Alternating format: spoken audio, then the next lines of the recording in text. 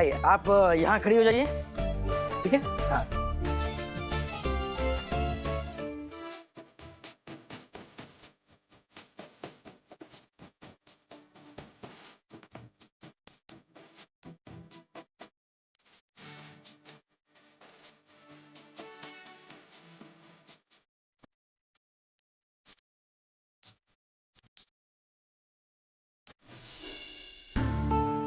Ready? अब जरा मुस्कुराइए। 1 एक मिनट। तो ये था वो गिफ्ट जो मैं समीर को भेज रही थी। मेरी अपनी फोटो, जिसे देख के वो मुझे याद कर सके और याद करते हुए मुझे देख सके। लेकिन उस समय फोटो खिंचवाना बहुत ही मुश्किल काम हुआ करता था। पर आज तो सबके हाथों में फोन है और फोन में कैमरा है। एक साथ 10-10 फोटोएं खिंच जाती हैं। और तो और ढेर सारे फिल्टर्स भी हैं जो फोटोज को और अच्छा बना देते हैं। लेकिन उन दिनों हर फोटो के अलग पैसे लगते थे, इसलिए एक बार में ही बेस्ट फोटो खिंचवानी पड़ती थी और आपको उसी एक चांस में, हो या ना हो, अपना मुखड़ा चांद जैसा बनाना पड़ता था।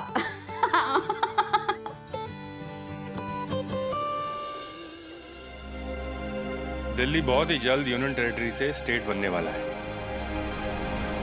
इससे हमारा बिजनेस बहुत इफेक्ट होगा।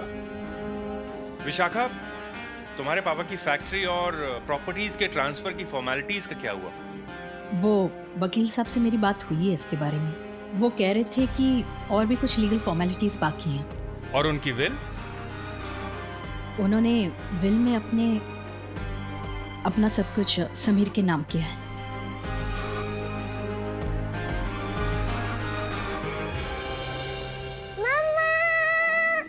अरे मेरा बच्चा, मेरे बच्चे आ गए। जाओ जल्दी से फ्रेश हो जाओ, चेंज कर लो और खाना खा लो। आ जाओ।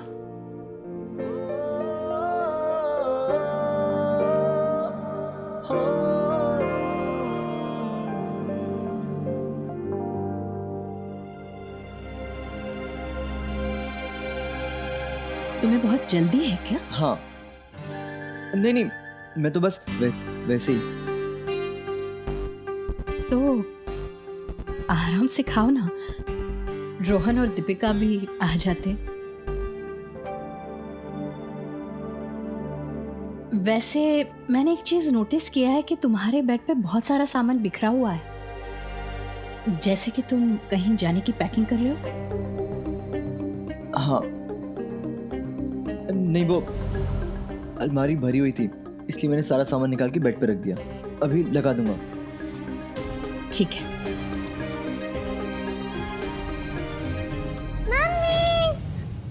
दीपिका, मम्मी के पास मैं बैठूंगा। मम्मी के पास तो मुझे बैठना। लेकिन आ जाओ, मैं कोई बात बैठ नहीं, आप गया। पापा के पास बैठ जाओ। आओ।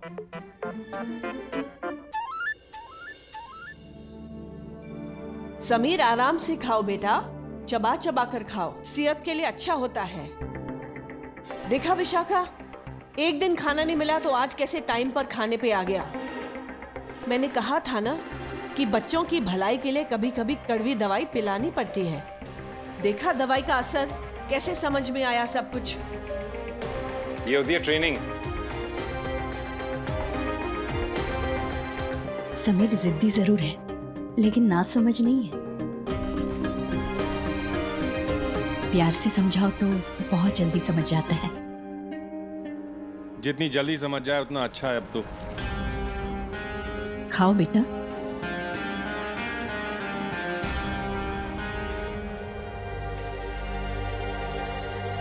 मालकिन, आज आपके पसंद का खास लौकी का कोफ्ता बनाया है। अरे वाह, लौकी का कोफ्ता, ये तो मुझे बहुत पसंद है। और मेरे रोहन को भी, आखिर दादी पे जो गया है। और मुझे तो टिंडे पसंद है।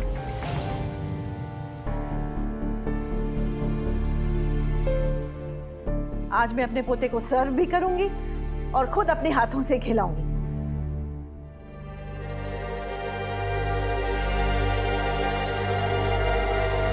ये क्या है? हटा दो ये खाना यहां से, फेंक दो इसे। अब मेरा पोता ये खाना नहीं खाएगा। इतनी बड़ी लापरवाही कैसे कर सकते हो तुम? चुप क्यों खड़े हो? कुछ तो बोलो, ये किसका बाल है? मालकिन हमें नहीं पता, हमारे तो छोटे छोटे बाल हैं। तुम्हारे बाल छोटे हैं, रोहन के बाल छोटे हैं, इनके भी बाल छोटे हैं, तो तुम कहना क्या चाहते हो कि ये समीर के बाल हैं?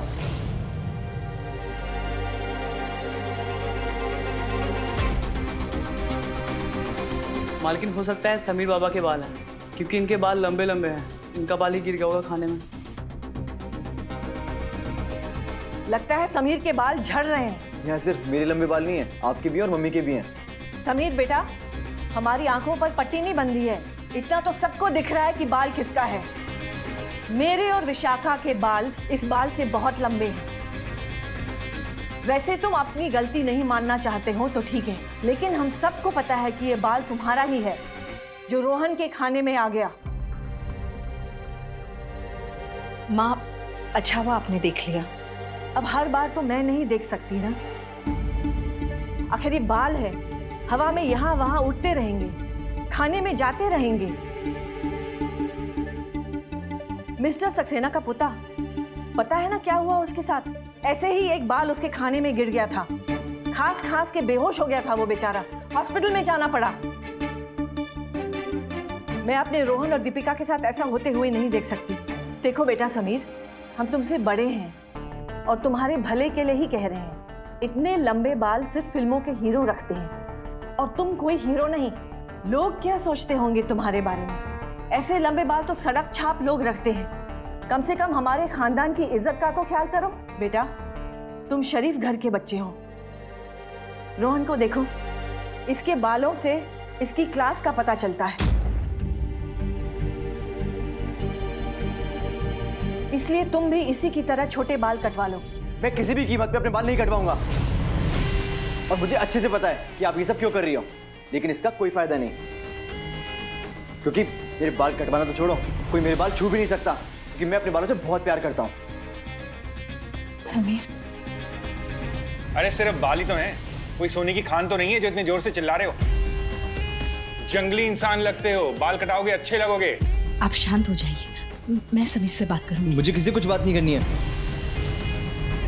और हाँ, कुछ लोगों के खुद के बाल तो होते नहीं है और दूसरों के बालों से बर्दाश्त नहीं होते। समीर,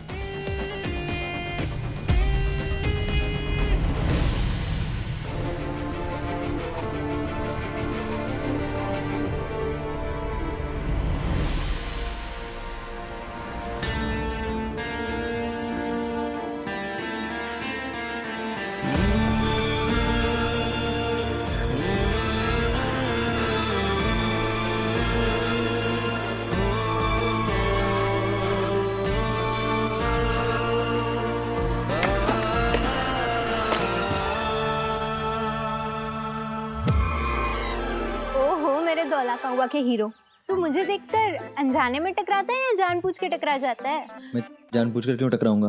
क्योंकि मैं हूं ही इतनी सुंदर। सॉरी, मैं गलती से टकरा गया। अब ऐसे गुस्से में गाल क्यों लाल कर रहा है? जब तुम गुस्से में होते हो ना, तो तुम्हारी नाक फूल जाती है। जब तुम मेरी सारी बातों का यकीन कर लेते हो ना, तो तुम्हारे गाल एकदम टमाटर की तरह लाल हो जाते हैं।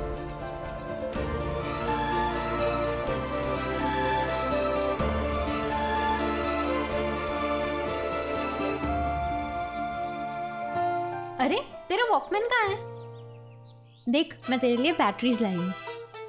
तुम्हें कैसे पता कि मेरे वॉकमैन की बैटरी खत्म हो गई है? मैंने अपने घर से सब देखा जब तू अपने वॉकमैन की बैटरी फेंक रहा था। रुक, मैं अभी डाल देती हूँ, फिर तेरा वॉकमैन चलने क्या एकदम दौड़ने लगेगा। No thanks. अरे ले लेना, बाद में वापस कर देना। वैसे भी हम उधार देते रहते हैं और हम दिल्ली वालों का दिल बहुत बड़ा होता है। सब पता है मुझे, दिल्ली वालों का दिल कितना बड़ा होता है। जब से आया हूं ना, तब से सब कुछ देख रहा हूँ।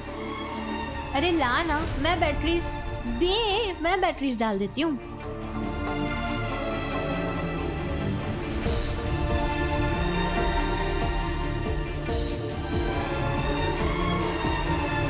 जरा मैं भी तो सुनूं, क्या सुन रहा था तू?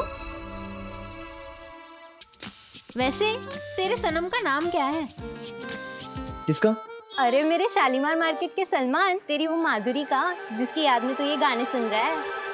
ऐसा कुछ नहीं है। ओए सच्ची? मतलब तेरी कोई गर्लफ्रेंड ही नहीं है? झूठे, फिर उस दिन फोन पे बात किससे कर रहा था? दिख बता दे, बता देगा तो फायदे में रहेगा।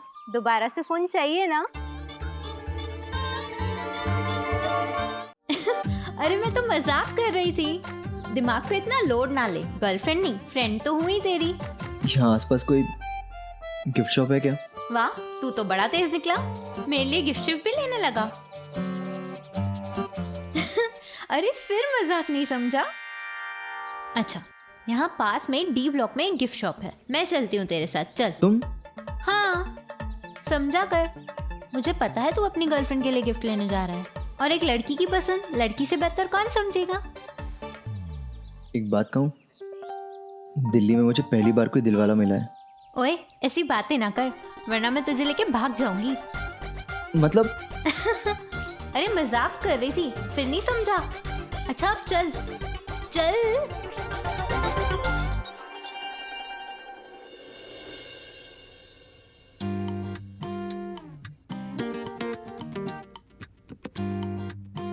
समीर,